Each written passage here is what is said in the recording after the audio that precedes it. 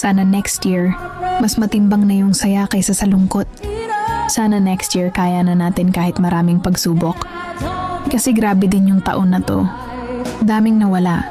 Dami tayong hinarap na challenge. Ang ibig sabihin ng hipon kasi is sexy yung katawan, not so desirable. Pero in a way that's wrong because most Pinoys love the head. Diba? Sinisip-sip talaga yung ulo. Promise! And ang hipon! May pabili? Ang ano? Pasit Canton, isa lang. Ito, Magkano yan? 5 piso. Ha? 5 piso? Ang mura naman sa kabila, 17 to eh. Simula kasi nung ako'y nasaktan, hindi na ako nagmahal.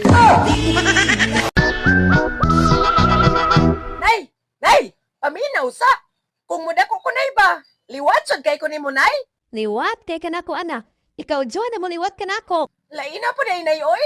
Mapariha na day kunin mo, ana, nga kawatag manok!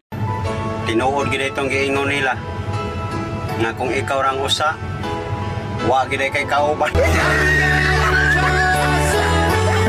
Mangutana ko nimo, pila na ba ka desisyon sa imong kinabuhi nga nasayop ka? Kadaghan na ba or gamay pa?